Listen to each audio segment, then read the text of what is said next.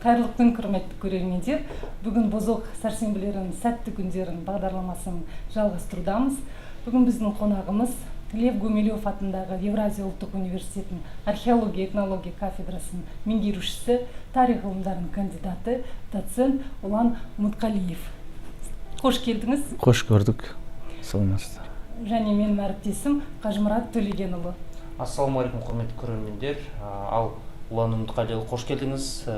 Рахмет. Елордаға келгеннен бері осы Астананың тарихынан көп хабар алып және көп зерттеп жүрген ғалымдардың бірісіз. Осы енді бірінші сұрағымыз осы Бозоқ қалашығы. Алғаш рет осы Кемел Ақышев ағамыз ашқан осы Сарыарқа жеріндегі ескі қалалардың бірі десек болады. Сол туралы өзіңіздің қысқа бір ойыңызды білгіміз келеді. Жақсы, енді Бозоқ қаласының қалай ашылғандығы жөнінде барлығын тәптіштеп айтудың қажет жоқ деп ойлаймын, өйткені ол барлық ақпараттар бар деген сияқты. Бірақ та бұл Бозоқ қаласының ашылуында Кемекеңнің үлкен орны бар.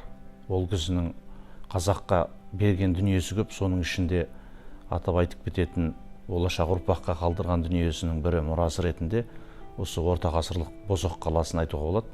Дәл елордасы Астананың жанында орналасқан осы Бозоқ қаласы бүгінгі таңда мемлекеттің қолдауымен жоғары деңгейде ашық аспан астындағы тарихи мәдени кешенге айналғалы жатыр. Бұл өте қуантарлық жағдай.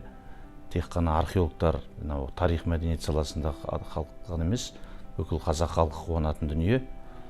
Мен өз басым осындай менің ашып жатқанына қуанып, біздің елімізді, жерімізді танытатын дүние деп есептеймін. Жалпы қазақта бұндай сөз бар. Ұйқы арсыз, күлкі арсыз, тамақ арсыз дейді. Адам міндетті түрде ұйқысы қану керек. Сосын күлкісі болу керек, оның міндетті түрде ол арсыз деген нәрсе міндетті түрде ол болмай қоймайды. Сен ұйқың қанбаса еш нәрсеге зауқың болмайды. Күлкің орнында күлмесең ол тағы да болмайды. Тіпті сен жылап отырған, өлікке барған адамдардың өзі күлетін нәрсеге күледі, мысалы. Күлкі арсыз деп солай айтқан. Сосын тамақ арсыз дейді. Ол кез келген жерде қарын ашқан адам еш нәрсеге қарамайды. Осы үш дүние осы Бозоқ мұражайының жалпы ашық аспан астындағы да мен көрдім, жаңа таныстым. Барлығы бар екен. Келген адам ең бірінші қарнын тойғызатын болса, сосын қарын тойған адам о жерден өзіне қызықты дүниелерді іздейді. Оның барлығы бар болса, сосын барып ертең ары қарай сол тарихи ескерткіштерді қызығушылық артады. Ол қарын ашып тұрған, ұйқысы күлкісі қанбаған адам ол біздің тарихи ескерткіштерді қайтеді, мысалы. Осының барлығы жақсы тоқайласып ойластырылған екен. Сондықтан да өте қуаныштымын. Осының жұлым шықпай, осы ойдың, идеяның барлығы іске асуына өзім тілектеспін жалпы. Рахмет, Ұлан Мұтқалиұлы. Жалпы құрметті көрермендер, бұл кісі айтпақшы, Бозоқ қалашығы негізінде қазіргі таңда үлкен жоба іске асқалы отыр. Бұл жоба қазір Қазақстанның сонау энеолит кезеңінен бастап, жылқыны алғаш рет қолға үйреткен кезден кейінгі орта ғасырға дейінгі осы кездердегі Қазақстан жеріндегі мәдениеттерді біз жалпы көрсеткіміз келеді. Сондықтан Бозоқ жобасы деген Бозоқ қалашығының негізінде топтастырылған жалпы ұлттық парк, ашық аспан астындағы саябақ деген үлкен жоба деп қысқаша айтуға болады. Айнагүл Әбдіна, Улан Мұтқалиевич, в национальном парке под открытым небом Бозоқ в одной из поселений эпохи бронзы будет реконструировано поселение Шагалала-1, исследованное Абдулманапом Медеевичем Уразбаевым. Мы знаем, что вы многие годы исследовали творческий и научный путь этого ученого. Расскажите о его вкладе в археологию эпохи бронзы Казахстана. Абдулманап Медеевич Уразбаев вместе с Аль-Каххан Шмаргланом исследовал Центральный Казахстан, потом уже в конце 60-е годы он исследовал вот возле речки Шагалалы, раскопал поселение Шагалала-1. И он где-то 6-7 лет раскопал и реконструировал вот это поселение Шагалала. Там много находки были, и в основном это, надо сказать, это костяной коньки. Он исследовал и трассологический анализ делал, и опубликовал в Москве в газете «Совет Лайф», это «Советская жизнь». Там много письмо отправили ему на имя Оразбаева. Интерес вызвал, да? Да, интерес вызвал. И там и экспертная комиссия был, Джозеф Пучке, он именно это коньки доказал вот это. Потом, сейчас это один экземпляр коньки хранится в Лондонском музее. Сейчас один. И еще один экземпляр я издал вот это, краеведческий музей, Кокшетауский краеведческий музей. Сейчас до сих пор стоит, это в 1967 году. И еще там реконструировал вот это поселение Шагалалы, и он сопоставил казахским зимовкой. И еще юртой, похоже на юрты, походом. Юртообразные жилища, да. И там внутри колодцы нашли. В общем, вклад у него много, Оразбаева. Осы археологиялық кешендерді біздің ұлттық парк аясында репрезентациясын көрсету қаншалықты керек нәрсе, керек дүние деп ойлайсыз? Иә, ол өте орынды, өйткені барлық кезеңдерді жаңа айтып отырсыздар. Әлгі ұлы даланың жеті қырында қазақтың, әлгі ұлы даланың жеті қыры дегенде енді көптеген қыры бар ғой ол қазақтың даласының. Бұл әлгі қазақты танытатын жеті көрінісі ғой негізінде. Соның бірі жылқы болатын болса, жылқыға қазақ халқы бұлай ескерткіш орнатса да болады әрбір қаласына. Шағалалы қонысында енді ол үлкен арғы Ботай мәдениетінен жалғасын тауып келетін қола дәуірінің ескерткіші болғаннан кейін, оны міндетті түрде қалпына келтіріп жасау керек. Барлық кезеңдерде біздің үздіксіз осы далада өмір сүргендігімізді дәлелдейтін. Әрине ол міндетті түрде біз ғана осы жерде мекендедік деген дүние емес, көптеген миграциялар болған бар. Қазір мысалы қола дәуірінде әртүрлі біздің жерімізге металлургияның арқасында, біздің жеріміздің металлургиясының табиғатта байытылған түрде кездесетіндіктен, құрамында мыс та, қалай да, мырыш та бар болғандықтан, біздің даламыздың металлургиясы табиғи түрде байытылған болғандықтан, сол қола дәуірлерінде біздің жеріміздің металлына деген сұраныс өте жоғары деңгейде болды. Сондықтан да көптеген әр жақтан Илулинская, Дерменская культура дейді, Федоровтық этностардың біздің жерімізге келгендігі жөнінде ғылымда пікірлер бар. Солардың барлығының келуінің көрінісін осы Шағалалы қоныстарынан көреміз біз. Және осы жерде біздің әріптесіміз Серғазы Қайырбекұлы да осы жерде қазіргі уақытта айналмалы шығырдақ шыдыстардың жасалғандығы жөнінде дәлелдеп отыр осы Шағалалы қоныстарында. Сондықтан да осылардың барлығы өте өзекті. Және Шағалалы қонысында Оразбаевтың зерттеулерінде қоныстың ішінен құдықтардың табылуының өзі бұл тіршілікте қатып қалмас үшін құдықтарды, оның бірнеше версиясы бар. Құдықтар үйдің ішінде болу, тіршілікте суды қатып қалмас үшін алуға, екіншіден сол металл балқыту ісінде де металлды суару үшін сондай мақсатта да қолданған деген түсініктер бар. Осылардың барлығын құдықтардың және іші кәдімгі шыбықтармен өріліп шегенделген табылған, оның қалдықтары табылған. Осылардың барлығы қазақ халқы мен қола дәуірінің ортасында үлкен сабақтастық бар екендігін көрсетеді. Және жаңағы айтып жатқан сүйектен жасалған конькидің табылуының өзі, бұлда сол Шағалалы сияқты, Қызылкеніш сияқты, басқа да осылай ағысы баяу ағатын, қыста айдыны кең болатын өзендердің жағаларындағы қоныстарда сондай конькилер табылады. Негізінде ол әлгі Сырдария сияқты немесе Ертіс сияқты қыстың күні қожыр-қожыр сеңдер қатып қалатын өзендер емес, айдыны баяу ағатын өзендерде осындай конькилер табылып жатыр. Сондықтан да бұл Шағалалы қонысын қалпына келтіру, ол дәстүр, мәдениеттің сабақтастығын жалғауға да және өзінің тарихи құндылығы жағынан да өте өзекті деп ойлаймын. Иә, бізде Бұзықты көлінің бойында қыс кезінде біз осындай айдындар жасап, коньки тебуді көп дүние сондай әдемі дүниелерді көрсететін боламыз. Сіздің ойыңызша осы ежелгі конькилер жаңағы қола дәуіріндегі олар ең алдымен бірінші не үшін қолданды? Бір жерден бір жерге өтуге ме, немесе ойын өткізуге ме? Бұл енді мен өз ойым, коньки деген ойдан құрастырыла салған жоқ. Мысалы, ойлаған кезде, ол кездегі адамдардың аяқтары біздің аяқ киім сияқты болған жоқ. Теріден жасалған, киізден жасалған болды. Олар мұздың үстінде тайғанаған жоқ. Олар былпылдатып өте берді мұздың бетінен. Оларға тайғанақ болған жоқ. Олар мұздың бетінде, мысалы, ит мүжіген бір сүйек бірдеңе жатуы мүмкін. Соның үстін басып кеткен кезде тайып құлауы мүмкін сонымен. Әлгі мұз бен сүйектің арасында үйкеліс бар екендігін содан көрді. Сосын олар біреу сол мұз сүйектің үстіне аяғын салып тұрып, екінші аяғымен сермеп, жай сырғанап көруі мүмкін. Сосын барып, әлгі сүйекті аяғына байлап, бір аяғымен сермелуі мүмкін. Сосын екі аяғына да сол сүйекті салып көріп, қолына таяқ ұстап былай сермелуі мүмкін, шаңғы сияқты. Сондықтан да бұл ең алғашқы сүйекпен, немесе қатты затпен мұздың үйкелісін ең бірінші байқаған ол біздің даламызда мекендеген қола дәуір тайпалары. Және ең алғашқы енді сүйек конькиді тапқан Оразбаев емес, әрине, мынау Тобыл өзенінің бойында Кривцова Гракова тапқан болатын 1947 жылы. Бірақ та ол білген жоқ оның коньки екенін, коньки емес екенін.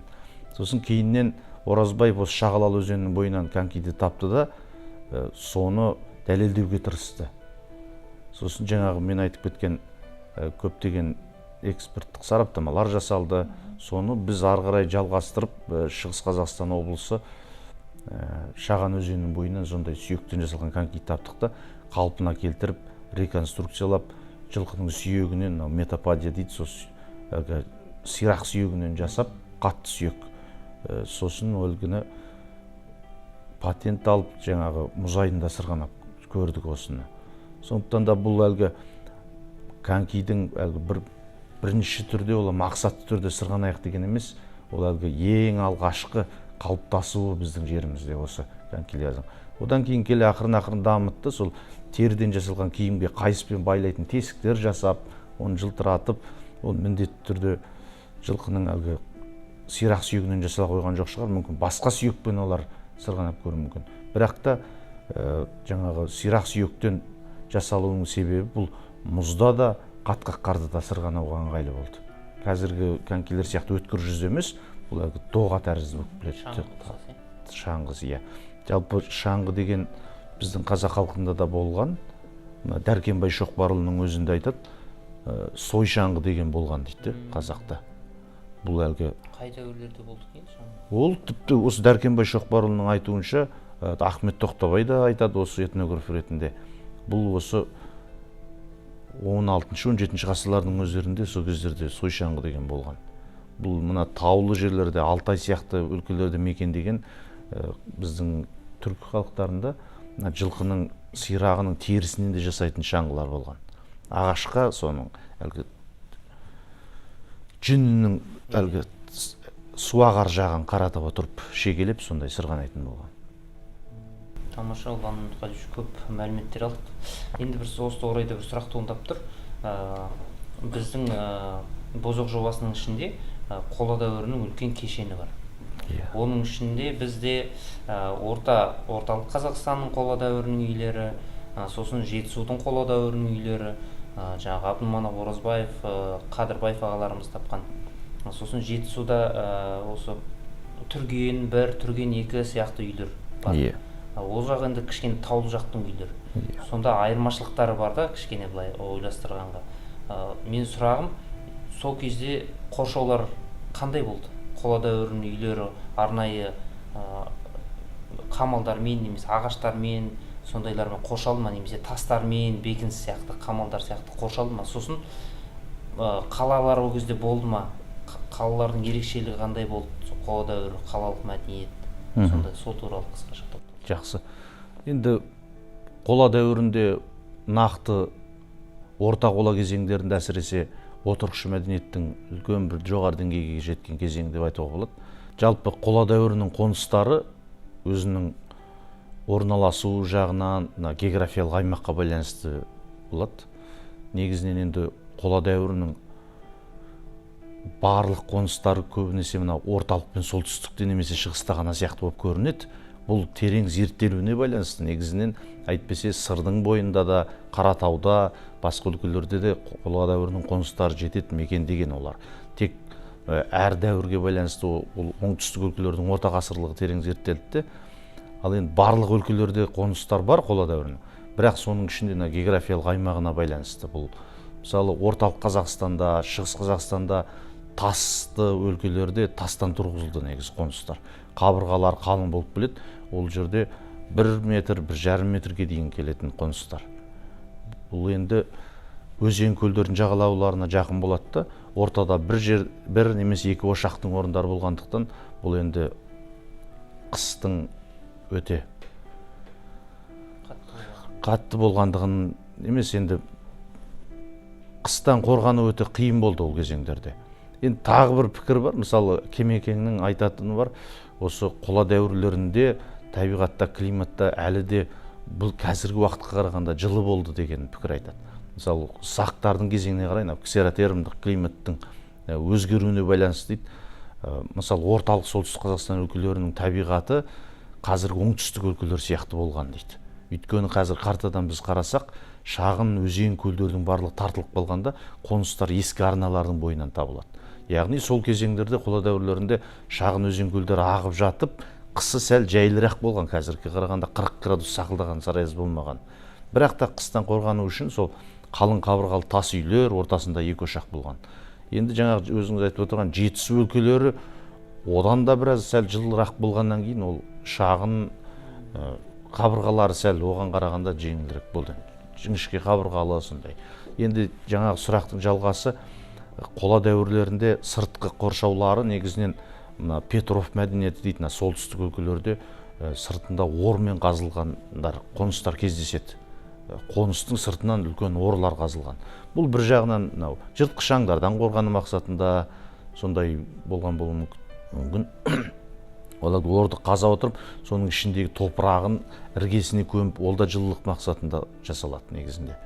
Енді осы кезеңдерде қалалар пайда болды деп айтуға аса бір үлкен қала деп көз алдыға елестетуге болмайды, бірақ сол дәуірдің өзінің бір топтасқан шағын ауылдар болды. Мысалы Кент қаласы деп айтамыз, протогород деп айтамыз ғой. Сол сияқты біздің жерімізде болды. Орталық Қазақстанда, Қарқаралы өңірінде, басқа жерлерде. Бұл әсіресе алғашқы протоқалалардың қалыптасуы, бұл жерлерде металлургияның болуы, сосын қышы өндірісінің болуына байланысты сауда экономикалық байланыстар жасайтын негізгі бір орталықтар болды бірнеше жерлерде. Бұл негізінен тіршілігі бұлардың жаздың күні қола дәуірінің тұрғындары жаздың күні металлургияны көп қып жинап алып, Әлкей Марғұланның айтуынша. Сосын қайыңның, ағаштың көмірін көп қып жинап алғанда, қыстың күні бос жатпас үшін металл балқытумен тіршілігін жалғастырған. Яғни қыстың күні бір жағы үйді жылытады, екінші жағынан жұмысты жүргізіп жатады. Металл балқытумен айналысады. Сосын енді жаңа сөзіңізді айтып кеттіңіз, тастардан қаланған деп.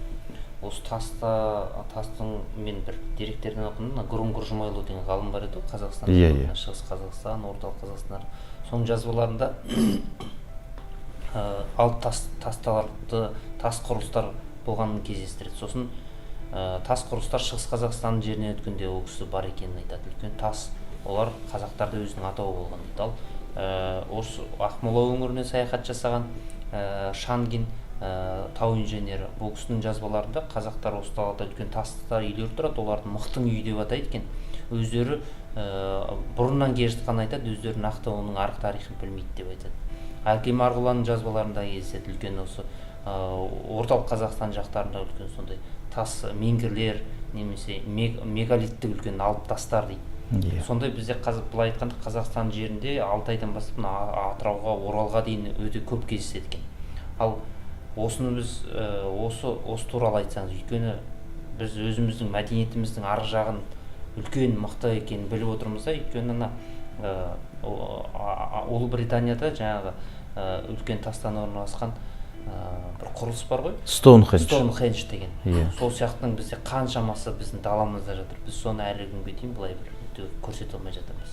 Иә. Бізде осыны да бір қолға алу бозоқ жобасында мақсат бар негізі. Осы туралы бір қысқа ойыңыз. Жақсы. Жалпы мегалиттік ескерткіштер әлемде көптеп кездеседі.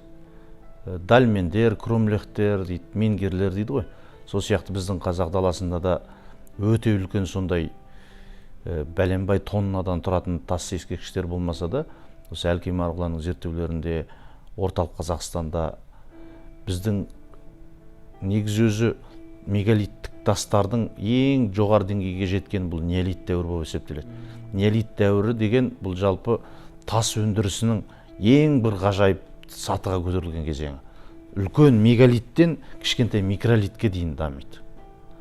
Кішкентай жебенің ұшы 2000-3000 рет соғылатын тасты тас құрып отырып бір жебенің ұшы жасалатын болса, бәленбай 20 тонналық тастарды сол кезеңде, неолит кезеңден. Бірақ енді дәл сол неолит кезеңдерінде біздің жерімізде жататын мегалиттік ескерткіштер болмағанмен, біздің жерімізде қола дәуірінде кездеседі, сол мегалиттік ескерткіштерге жатқызуға болады. Бұл мысалы қола дәуірінің жерлеу ескерткіштері, әсіресе. Енді соны мен өз көзіммен көргем ескерткіштер Шығыс Қазақстан облысы мен орталық Қазақстанның Қарқаралы территориясында Көкшетау деген үлкен жер бар. Сол жерде 4 метрге жететін биік тастар, құрылыстар бар. Сосын Шығыс Қазақстан облысының Аягөз ауданы территориясында бар сондай мегалиттік ескерткіштер. Сосын ерте темір дәуірлерінде жалғасын табады.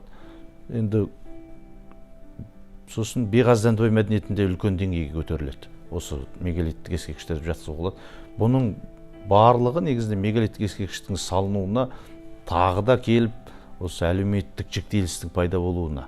Енді мысалы өзі шағын ғана қола дәуірінде тіршілік етіп жатқан адамдар тарысын егіп, сиырын бағып тіршілік етіп жатқанда, оған ешқандай үлкен тасты көтеріп не қылады, ол жалғыз өзі көтеріле алмайды. Қола дәуірінің соңында Беғаздан той мәдениетінде әлеуметтік жіктеліс пайда болады. Неге? Өйткені сізде де металл өндіре бастадыңыз. Металл өндіретін басқа сырттан миграция болды. Сосын металлды сіз 10 арба металлды оңтүстік Сібірге саттыңыз, немесе Алдыңғы Азияға саттыңыз, сізге 10 үйір жылқы айдап әкелді. Сосын біреу 10 арба астық әкелді. Сонымен сіз байыдыңыз. Сосын мен байыдым. Айнагүл ханым байыды. Сосын барлығымыз байығаннан кейін бізге не керек? Осындай мал көбейгеннен кейін малды бағатын жер керек болады. Жер үшін қақтығыстар, мал үшін қақтығыстар пайда болады да, қоғам көшпелілікке ауысады. Осы Беғаздан той мәдениетінде әлеуметтік жіктеліс пайда болады. Сосын әрбір әлеуметтік жіктелістің нәтижесінде тайпа көсемдері пайда болады да, соларға жеке үлкен-үлкен құрылыстар салу керек болады. Соның нәтижесінде осы Беғаздан той мәдениетінің ескерткіштері көптеп кездеседі. Орталық Қазақстанда, Шығыс Қазақстанда үлкен-үлкен мегалиттік ескерткіштер. Енді Шығыс Қазақстанда қазіргі уақытта Сарыкөл ескерткішінің үлкен тас құрылыстарын айтуға болады. Кейінгі уақытта мына қарағандылық археологтар Қарашоқы ескерткішін айтуға болады. Дәл сондай бізде Қырықүңгір деген ескерткішті қазіргі уақытта зерттеп жатырмыз. Көлемі 25 метрді 25 метр болатын, тура сол Қарашоқы сияқты пирамида құрылыстары салынып жатыр. Және 6 қырлы сондай құрылыстар бар, мегалиттік ескерткіштер деп жатқызуға болады. Енді ол салмағы бір біздің жақтағы тастардың 2 тонналық тастар кездеседі негізінде. Соңғы қола дәуірінде жатады. Рахмет. Сіз енді бірінші мамаңыз археолог болса, екінші мамандығыңыз педагог. Сіз көп жылдар бойы Қазақстанның жоғары оқу орындарда жұмыс істейсіз. Жас өспірімдермен, біздің жас түлектерімізбен жұмыс жасайсыз. Осы қазіргі таңда білім беру процесін нығайту үшін, осы балаларға көңіл бөлу үшін, оларды рухани дамыту үшін не керек? Қалай процесті нығайту керек?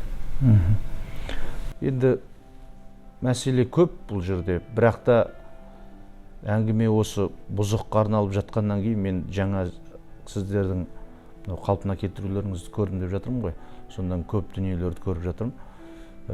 Дәл осындай музейлер әлемнің көп жерлерінде бар. Мысалы Англияда болдық, Жапонияда болдық, Венгрияда болдық. Осындай ашық аспан астындағы музейлерде жастардына қазіргі уақытта кітапты жастар оқымайды. Әлеуметтік желілерге байланған, сосын өз көзімен көрмесе, әлгі тарихқа деген, ұлтқа жанашырлық деген сияқты, ғылымға жанашырлық сол көзбен көріп, қолмен ұстағанда ғана оянатын нәрселер қазіргі уақытта солай болып кетті ғой. Сондықтан осы бұзыққа болашақта мысалы мектеп оқушылары келіп жататын болса, әрбір мысалы тарих, өзін-өзі тану сияқты сондай пәндерге әрбір белгілі бір күндерде Астана қаласында қазіргі уақытта 80-нен артық мектеп болатын болса, үлкен кешенге әр аптаға бір графигін жасап тастайтын болса, солар келіп өздерінің рюкзактарымен суларын алып тұрып келіп, бүкіл қазағымыздың тарихын осы кезең-кезеңмен танитын болса, ол жерде жаңағы сервисті де дамытқан кезде оқушы балалар әлгі жерде конфетін де алады, суын да алады, бургерін де алады, соның барлығы болатын болса, бұл бір жағынан экономика, бір жағынан туризм, бір жағы өздерінің де тәрбиелік мағынада көптеген дүниелерді алады деп ойлаймын. Сонымен бірге бізде жоғарғы оқу орындарында да студенттерді осы жерлерге өз көзімен көріп танысуға, болашақта практикаларды өткізетін болсақ, осы келісім шарт бар. Соның негізінде үлкен бірлесе жұмыстар жасауға болады. Енді одан басқа да атқаратын шаруа көп негізінде. Ол әлгі қазіргі уақытта бір ғана отырыспен оның бәрін айтып тастауға келмейді. Енді мейірған салатын болса, мектептен, балабақшадан бастап, білім министрлігінде де айтатын әлгі базыналарымыз жетерлік, оның барлығы айта берсе қазір көп уақытқа созылады. Рахмет. Рахмет Ұлан Үмітқалиұлы келгеніңізге. Енді алдағы уақыттарда тағы жиі кездесіп бірге жұмыс жасаймыз деген үміттемін. Әрине біздің Бозоқ жобасында былай айтқанда бір жанды музей ғой. Погружение жасайды деген қазіргі таңда соның үлкен концепциясын жасап жатырмыз. Адамдар 3 күнін қалай өткізеді, адамдар 1 аптасын қалай өткізеді.